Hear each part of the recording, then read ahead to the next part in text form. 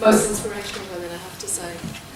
When I first started as a trainee, I can remember being at Crown Court and shadowing somebody. I can't remember who it was, but I remember this woman I saw. And this woman kind of brushed past me going down the corridor, very tall, very striking, with a trouser suit on at a time when women weren't allowed to wear trouser suits at court.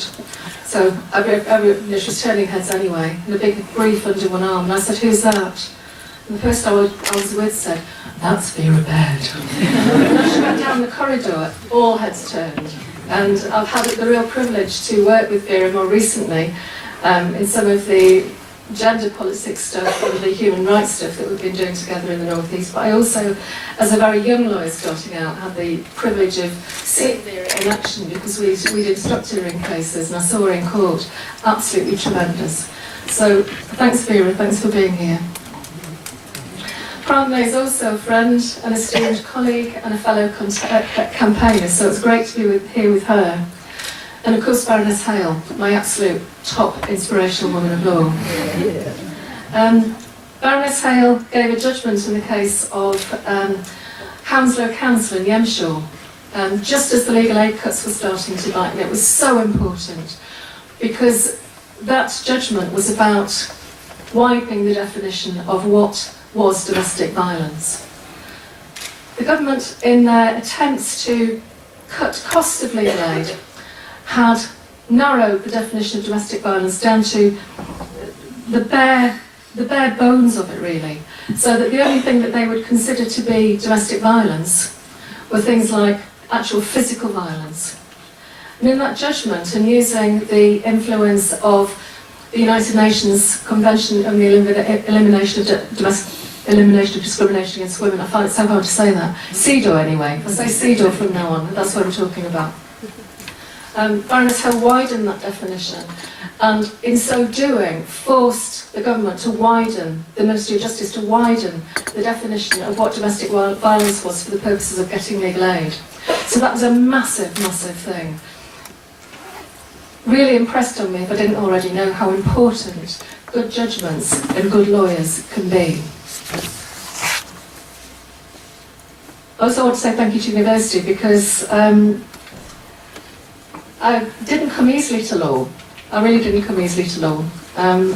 In fact, I would really have to say, if someone said to me, "Why did you become a lawyer?" I'd have to say, "My dad made me." And I know that's a really rubbish thing to say, particularly at an Inspirational Women of Law event.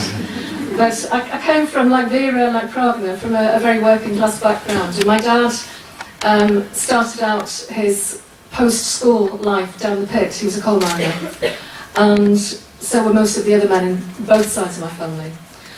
And he had a real thing about equality through education. He was a lifelong member of the National Union of Mine Workers. For him, equality was everything and human rights were everything. And he decided that my brother was going to be an accountant, which he is, and that I was going to be a lawyer. And I suppose that being younger than my brother, I was a little bit more rebellious. I wasn't going to do it because, you know, like most young people, I had my whole life plan mapped out for myself anyway. And, you know, I knew what I wanted to be, and I wanted to be a spy. And there it is, I've said it, that's what I was going to do. But given into family pressure, I agreed that I would do law, and I thought, well, I'll be a spy later, and I'll just go and get the law degree, please the family. And my one concession in studying law was that I had to go to Essex because it's very left-wing, or it was at that time, and it had a huge human rights emphasis. And I'd come from that kind of family where socialism was absolutely everything. So how wrong was I when I went to Essex University? Yeah, the university was very political, it was very left-wing, and I met some amazing people. I met people that I'm still friends with now, people who have inspired the way my life's turned out, actually. But the law school was so posh. And, you know, coming from the kind of background that I did, I mean, nobody. I mean, when my dad said, "Be a lawyer," I was like, "You must be crazy." Nobody from my family became a lawyer, you know? I don't know how that fits in with, I thought I was going to be a spy, but that's another story. So I spent most of my time working in women's rights projects, human rights projects, things like Amnesty, like Vera, I was at Green and Common. I did an awful lot of support work for the miners' strike. That's just in my blood. There was no way I wasn't going to get involved in that when the strike was on. But I got my law degree and left university and still planning to be a spy. Didn't have any immediate plans about how I would go about it. Just thought I'd get around to it at some point. And I really lucked out. I got a job. I was in Newcastle because a lot of friends that I made at university were in Newcastle. And I got a job for what was then called the NELAG. It's the North East Legal Action Group, and the Legal Action Group is one of the major organisations for legal aid lawyers nationally. And they were doing a regional project about how effective domestic violence injunctions were. Well, you know, absolutely not. I could have answered that probably in one sentence. But in doing that job, and I did it for 18 months, I met the most amazing people that really inspired me. I met women lawyers who were working in that field, really feisty women lawyers who were doing an amazing job and inspired me at that time. I met women from Women's Aid, and I met lots and lots and lots of women that I interviewed who'd gone through the system and who'd had such a terrible, terrible time and a terrible experience of all parts of the justice system. But the real game changer for me was when I met a group of angry, feisty Asian women who were just starting to meet as a group, who were very, very angry about racism and who were furious about what was happening to black women and Asian women in the northeast of England. And I went to interview with them, and I went to some meetings with them, and I can remember just being really overcome by their passion and just really admiring what they were doing, because they were just so sure. You know, at a time, you know, as Charlene said this morning, I wasn't sure about anything, but they were just sure that they knew what they were doing was right. Really heady, actually, for me at that time. And I remember being at one meeting and they said, what we need in Newcastle is a black women's refuge. We've got to have a black women's refuge in Newcastle. And Newcastle at that time, you know, I was thinking was a fantastic idea, but good luck with that, you know, you're not going to get the funding. And the next thing I knew, they'd not only got the funding, but they'd found the premises were open and women were starting to use the refuge. And I was in awe, I couldn't believe it. And I was thinking, I want to be them when I grow up. How did they do that? That's amazing. That made me realise that I could do something that, not in the same way that they were doing it, but I could do something with my anger and my passion and my political activism, and I could actually channel that into doing something that I felt I would make some kind of a difference. And they were amazing. I mean, that group of Asian women, and now the Angelou Centre, which is a sort of sister organisation to Southall Black Sisters. They do work together, and they are still inspiring me. I still work with them today. From my first job to my current job, I've not really been without them, because we've always kind of followed each other from organisation to organisation. Talking about people that inspire you, these are people who impassioned me and who taught me about things like difference and the need for equality and culture and all of the things that I needed to do in order to do the job that I do now. And they were really patient with me, and they stopped me from making a mess. And then when I did make a mess, they were really patient with me, and they helped me sort it out. And I know that I wouldn't be standing here if it wasn't for those women. And some of them will be here later on tonight. If you're still here, hopefully you get to meet them. So gradually, I was kind of finding my way in the legal world, and still not very confident, still not knowing which direction I was going in, but they encouraged me to do Law Society finals, as did the women who were on my management committee at NELAG, and wrote my references and got me a place in the Law Society finals here at Northumbria. Not at that gorgeous, big, shiny, lumpy building that you see now, but actually a horrible, sooty old terrace that looked more like a safe house in Baghdad. That's where we were in those days. And actually I loved it. I found I really, really enjoyed it. And started my first job. And I can remember, even now, it just makes me go cold thinking about the first time I went to court. I was talking to some young women in the break about what it's like. At that time, everyone who worked where I worked, when they qualified, they just got thrown into the magistrates' court. And you did 6 months hacking, as it was called then. And it is a bear pit. I'm not joking, it is terrifying. Not to put any of you off who are interested in criminal law, obviously. You really have to learn quickly and on your feet and get to grips with it. But to describe courtroom 1, which was where my first case was on, there's a bank of seats where the public sit behind you, and then there's the big dock area where the defendants stand. There's the press area here, and then in front of the dock are a few rows of older, male, established lawyers who are all waiting to get their case on. And I was the only woman in the room. I went and sat down thinking, I really hope that, it's kind of first in, last out, and by the time it comes to me, they'll have all gone. But not a bit of it. My case was called on. And I was absolutely terrified. And I can remember that moment of thinking, I was just waiting for the hand on my shoulder and somebody saying to me, "We've reason to believe you're impersonating a professional woman. Now, come on, clear out of it." But somehow I just kind of sucked it up and got on with it. And, one of the things I wanted to say to you today is I've had so much support over the time that I've been learning my craft and developing as a lawyer. But I really love doing things like this where you can actually talk to young people in that position and encourage them, because to quote the great Amy Farrah Fowler from The Big Bang Theory, I wish I could go back to my 17-year-old self and say it does get better. But if somebody had told me when I was your age that I'd one day be standing here, I'd just say, "You're crazy. No, that ain't never going to happen." So you really can. You're only ever limited by what your own imagination is and by your own belief in yourself, because you can really do it. The partnership I work in now is, I've been there for about 100 years now, it feels.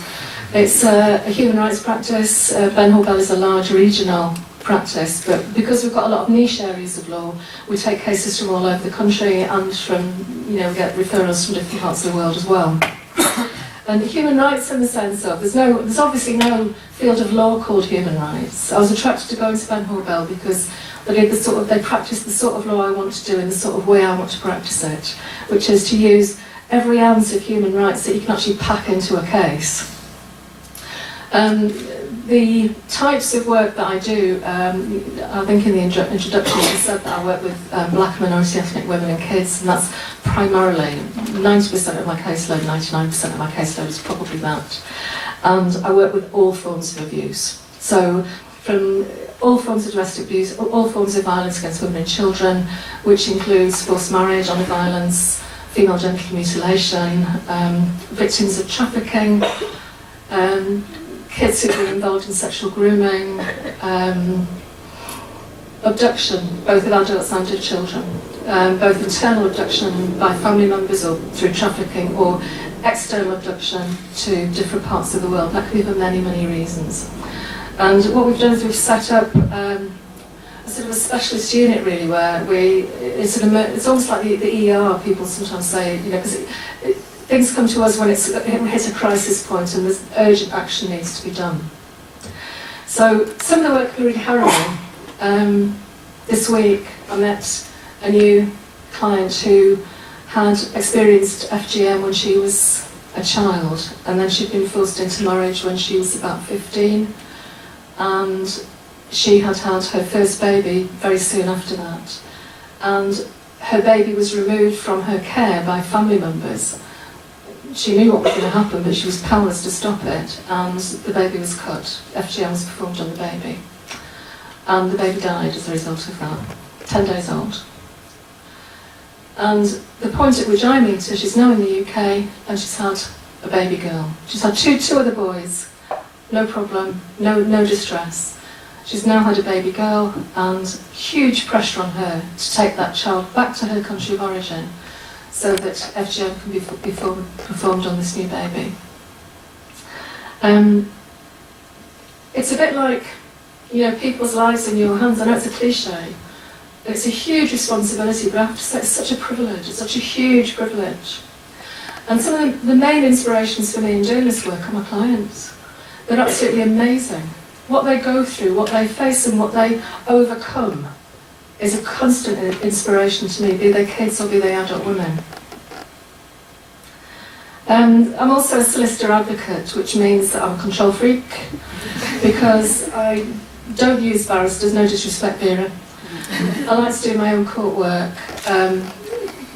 The real reason is that largely because it's fairly niche work, and I like to do as much of the presenting of the case and then preparing of it and then presenting it as well, because it's stuff that I know about and I'm confident I can do it. Yeah, I am a control freak, aren't I? What's been great over the years has been that I've been so privileged to be at the cutting edge of a lot of law. I was asked to co-write the first forced marriage court users manual, which has been updated several times since then. I got to run my own national pilot for what we call the decoy court system, and that's brilliant. I just love it. And what that means is if somebody's very, very high risk, and yet they have to take part in court proceedings, they never ever have to appear in court, and their location is never given away. The downside for me is that I never get a case reported because I'm always known as Solicitor A, because I've got a distinctive name. And if I was ever named in court papers as being the advocate for X or Y, then that would give the location away immediately. But the upside is that it works really brilliantly, and it provides a huge measure of safety for women in extreme high-risk situations.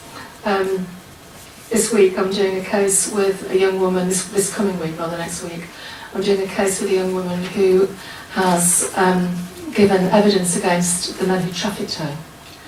And as if that wasn't enough to go through, her partner, through, I can't remember if it was the DWP or it might have been through the medical services, has managed to get papers served on her because he wants her children.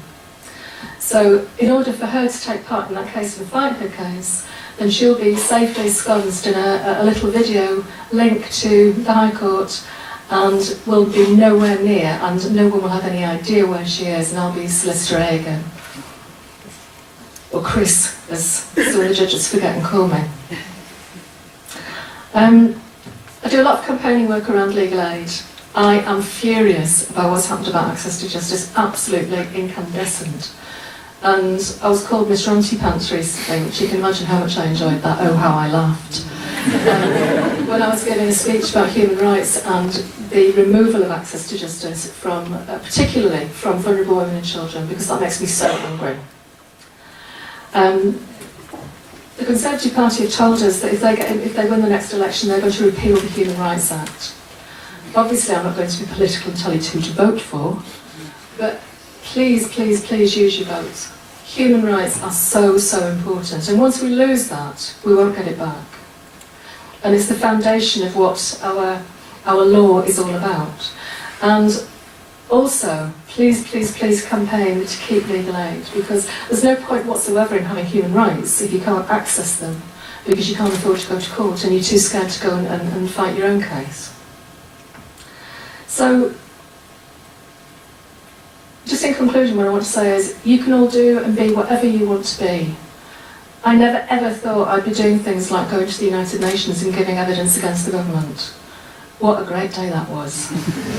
and I was campaigning at that point about the removal of legal aid. I never thought I'd be standing here. I never thought I'd be doing any of the great things and meeting the amazing people that I've met throughout my work. But you can all do that. And as I said before, the only thing that limits you is your lack of belief in yourself. So trust yourself, believe in yourself, and I hope you all have fantastic careers.